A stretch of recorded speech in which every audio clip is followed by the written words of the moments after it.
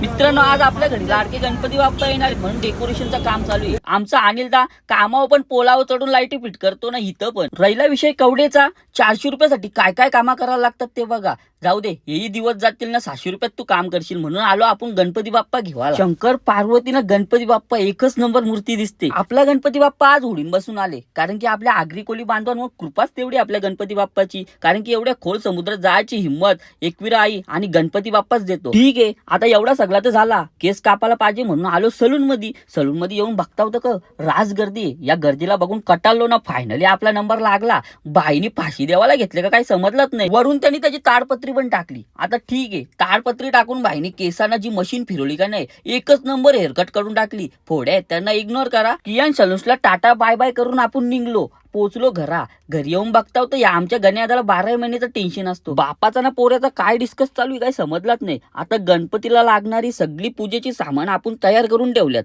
आता गणपती डेकोरेशनला आपला पण थोडासा हातभार लागावं म्हणून गपचूप कैची घेतली ना, इकडे तिकडे फिरवत बसलो. ठीक आहे, आता सगळा तर झाला म्हणून रवी दादा मध्ये आला. आपल्या गणपती बाप्पाला मकरामध्ये बसवतोय. तोपर्यंत तुम्ही आपल्या चॅनेलला लाईक, फॉलो आणि सबस्क्राईब करून टाका बघू.